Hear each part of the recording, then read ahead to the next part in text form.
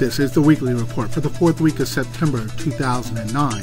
DEM's Chip Wilson explains the Special Needs Registry process, and Ben Delson updates us on the weather going into the weekend.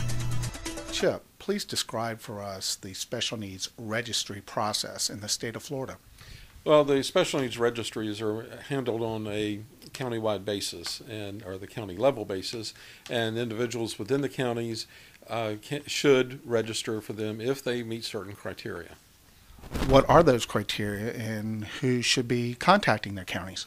Well, basically, if you have special needs or special medical needs that do not require hospitalization, you need assistance with administering your medication, you need observation by a health professional, you need electricity for life-supporting medical equipment, or you need basic nursing care, or you need oxygen therapy, or you need assistance to evacuate. You should sign up for the Special Needs Registry. This does not guarantee that you will go to a special needs shelter, but it will certainly give you the peace of mind that you've checked everything that you needed to do.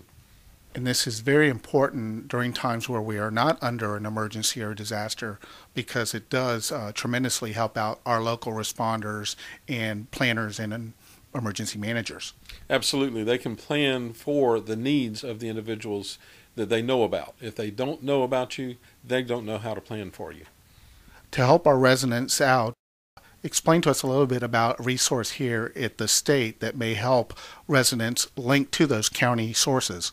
If you go to www.floridadisaster.org and click on the Disaster Disability Information icon, and then click the Special Needs Shelter information, it'll show you the list of counties, and you can click on your county to get the information you need.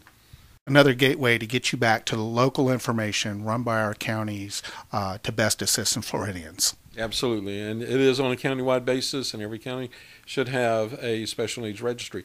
Just registering for it, though, does not necessarily mean that you're going to be included or that means that you're eligible for a special needs shelter. You need to follow up within a week or two after you register to see if you are eligible. Thank you, Chip. You're welcome. Thank you. Well, the calendar tells us it's fall outside, but it's certainly not going to feel that way this weekend over the Sunshine State, as heat and humidity remains in the forecast.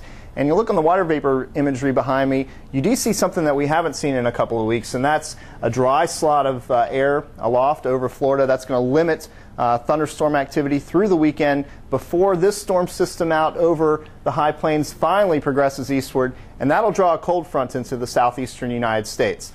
Until later in the weekend, though, drier conditions for our neighbors in North Georgia and northern Alabama that have had so much rain this week.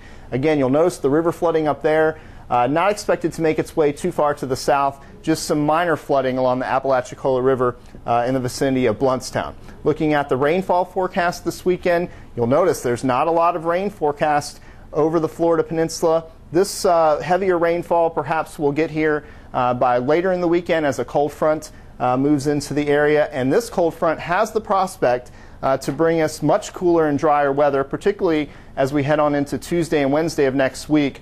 With finally some northerly winds and drier conditions. In the tropics, this is the same story we've seen for quite a while. It's the peak month of the season, and things are very quiet. We saw Fred's remnants make their way all the way across the Atlantic, but did not regenerate because of these hostile conditions, and we really don't see anything out in the Atlantic that's going to develop immediately here in the next couple of days. As we move into October, our formation areas begin to shift much closer to the state of Florida. You'll notice here on this map, historically, the Caribbean and the Gulf of Mexico become our favorite areas. This means we won't have potentially as much time to watch tropical systems as they approach the southeastern United States, perhaps only a day or two before these things spin up. So this is a perfect reason why you need to keep that family disaster supply kit stocked.